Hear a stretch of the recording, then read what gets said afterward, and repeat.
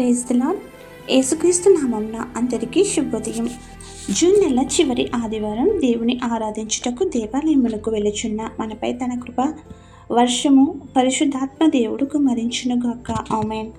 June 28వ తేదీ 2026 ఆదివారం ఆరాధన కొరకు ఏర్పాటు చేయబడిన ఈరోజు దేవుని వాక్య వాగ్దానం అపొస్తలుల కార్యాలు 5వ అధ్యాయము 42వ వచనం. ప్రతిదినము దేవాలయంలోనూ ఇంటింటను మానక బోధించుచు యేసుక్రీస్తుని ప్రకటించుచుండిరి. ఆమేన్. ప్రియమైన దేవుని జనాంగమా, యేసుక్రీస్తు ప్రభువని ప్రతి ఆరాధన దినమున దేవాలయంలోనూ ప్రతిరోజు మనకు గల గృహములలో ఆయన యొక్క బోధలను సువార్తను ధ్యానించుచు ప్రార్థించుచు దైవ సన్నిధి కొనసాగించుట మనకెంతో ఆశీర్వాదకరము. ఆ విధంగానే యేసుక్రీస్తు ప్రభువుని శిష్యులు మరియు ఆయనను అనుసరించిన వారు అలనాడు మేడగదిలో 150 మంది పరిశుద్ధాత్మను పొందినవారు అపొస్తలులుగా యేసుక్రీస్తు బోధలను యేసుక్రీస్తు నామమున ప్రకటించుచు ధ్యానించుచు ఆరాధించుచు చుండినారు. వారు చెరసాలలో వేయబడినను, కొరడా దెబ్బలు కొట్టబడినను, బహిరంగ ప్రదేశములలో అవమానింపబడినను ఎన్నడూ దేవుని నామమును వదలలేదు, దైవ విరోధులకు బెదరలేదు.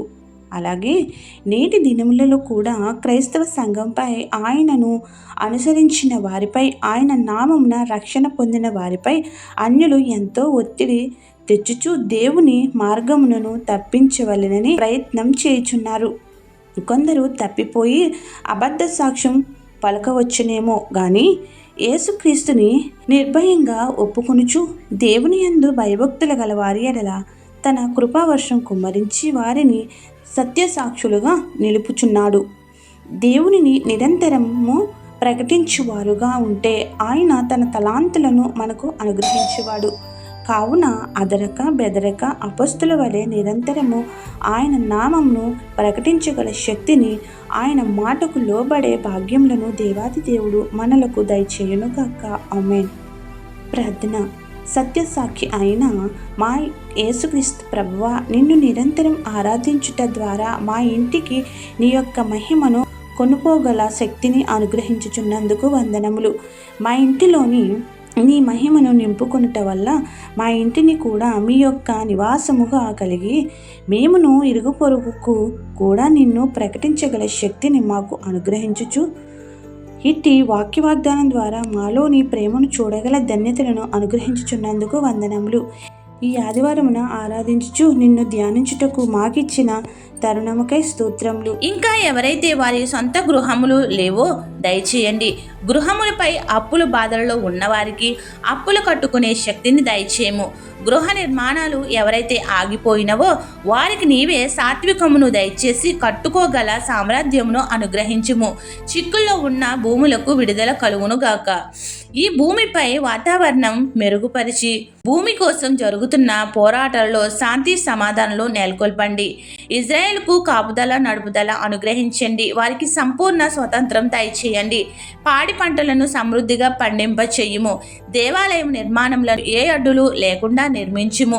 ఇంకా ఎవరైతే భూమి సమస్యలు ఉన్నావో అవన్నీ తీర్చివేసి మా అందరినీ ధన్యులను చేసి స్వతంత్రపరచుమని వేడుకుంటున్నాము. ఈరోజు జన్మదినోత్సవములు, వివాహ దినోత్సవములు, శుభకార్యములు చేసుకుంటున్న నీ బిడ్డలకు నిండుగా మెండుగా దీవించి వర్ధిల్ల చేయము. నీ దూతలను తోడుగా ఉంచుము. ఎవరైతే సొంత వారిని, ఆత్మీయులను, మిత్రులను కోల్పోయి ఉన్నారో వారి కుటుంబాలకు ఆదరణకర్తగా స్వాంతన చేకూర్చుము. ఈ పరిచర్య చేయుచున్న కుటుంబాలను దీవించి ఐక్యతపరిచి ఆశీర్వదించి మేలులతో నింపమని వేడుకుంటూ ఏదైతే మరిచితమో విడిచితమో అవన్నీ నీకే సమర్పిస్తూ తండ్రి, కుమార, పరిశుద్ధాత్మ త్రియేక దేవుని నామమున నిరంతరం సువార్తను ప్రకటించగల భాగ్యములను, దేవాలయంలో నిరంతరం ఆరాధించగల శక్తిని ఎల్లప్పుడూ దేవాది దేవుడు మనకు నిండుగా మెండుగా అనుగ్రహించి దీవెనల వర్షం కుమరించును గాక. ఆమేన్. ఇట్లు దేవుని సువార్త పరిచర్యలో మీ సహోదరి. ఆమేన్. God bless you. అందరికీ మరణాత. ఆరాధనా స్తుతి ఆరాధనా నీ వంటి వారు ఒక్కరును లేరు, నీవే అతి శ్రేష్ఠుడా.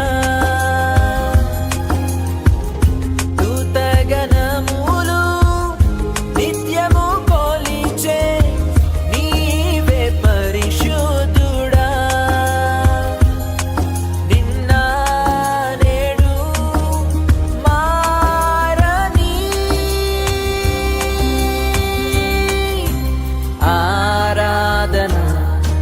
స్తుతి ఆరాధనా ఆరాధనా స్తుతి